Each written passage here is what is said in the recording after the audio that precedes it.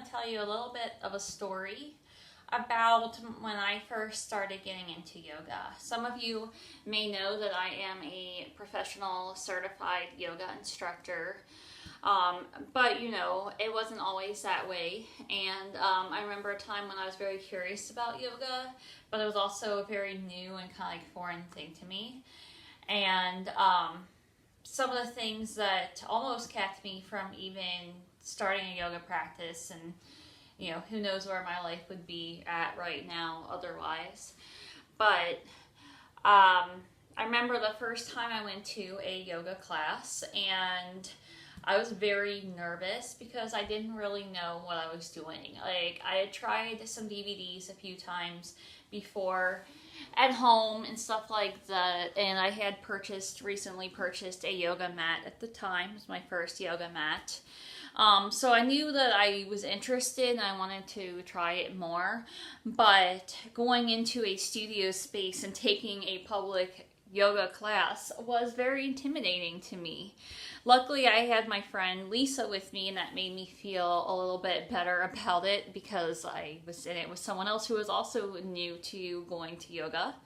And I remember my friend Lisa and I walked up the stairs into the World Peace Yoga Studio in Cincinnati, Ohio, where I am now an instructor, actually. And I walked up the stairs, and I took my first yoga class. It was a Tuesday afternoon. It was a 5:15 Yoga Basics with Anna Ferguson.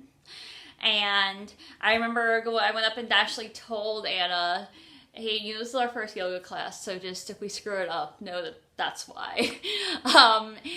And she just kind of smiled and said, oh, don't worry, you can't screw up yoga. And so I was like, okay.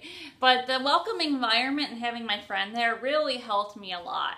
And I ended up having a wonderful experience, and I kept going back, and then I just couldn't stop going back and then explore deeper. And obviously, you can probably guess where the story goes from there. Eventually, I got into teacher training and started teaching, and then went on to advanced yoga teacher training to deepen my practice and teaching.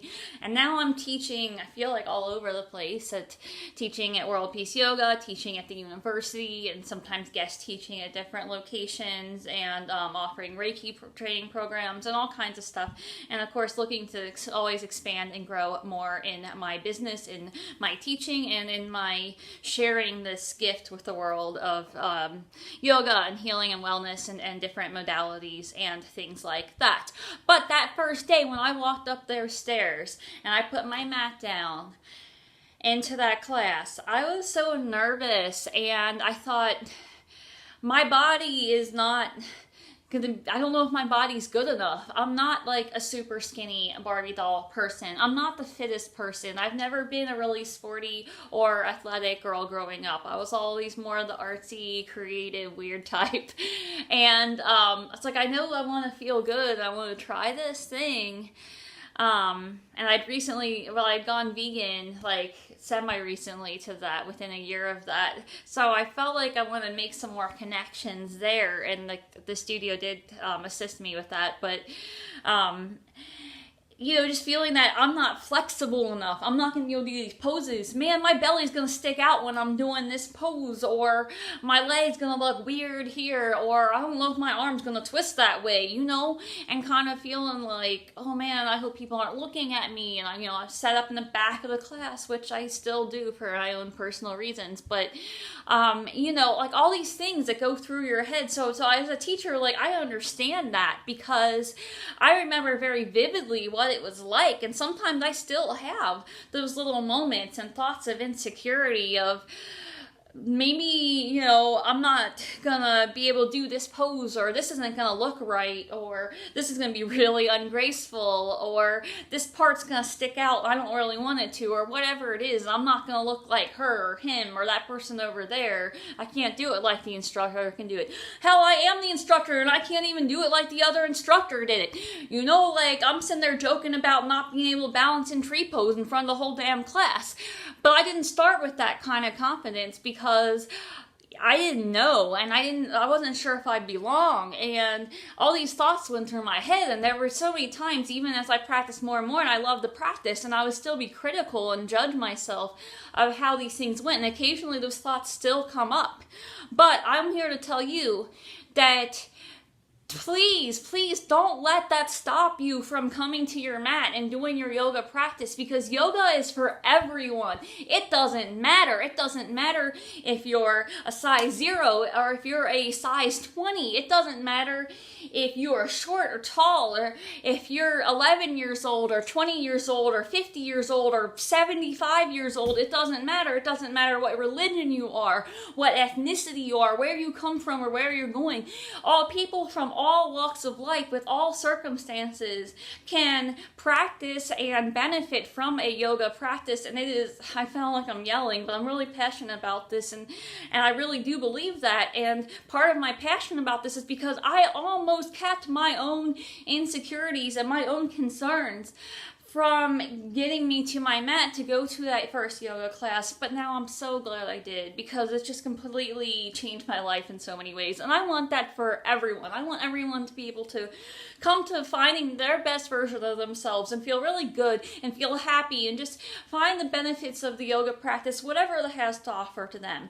And there are so many different styles of yoga, so you can do, if you want, you can go and do that hot yoga, power yoga class and be standing on your head and doing hand-arm balances and stuff, and that can be really fun for people. Maybe you're doing partner and acro yoga and acrobatics and stuff like that.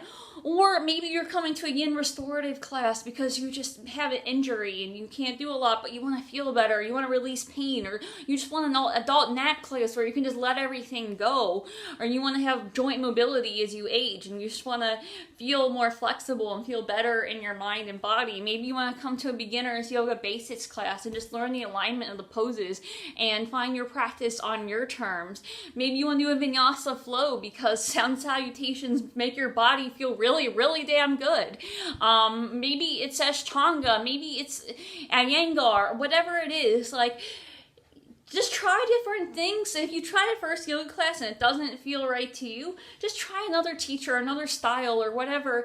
But if you think at all that this practice might be something that you're interested, you want to do, please, whatever you do, be open-minded. Try different kinds of yoga, try different instructors even.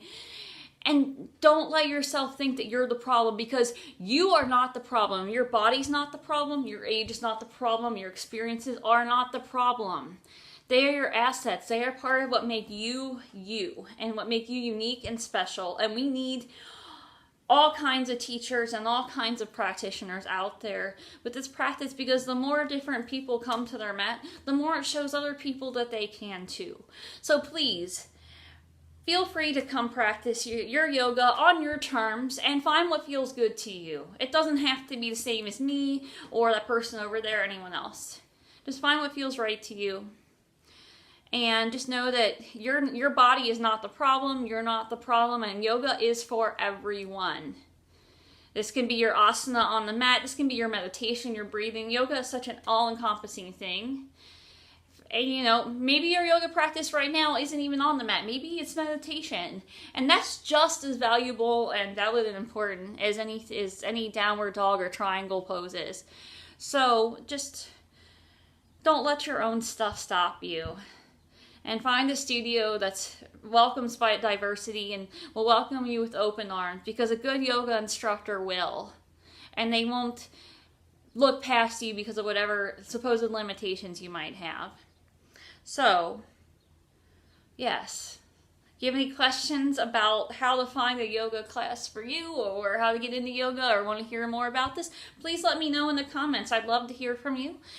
Subscribe for good, positive vibes, and yeah, we'll see you next time. And get to your mat if you get a chance. Whatever that is for you, it's okay. Peace.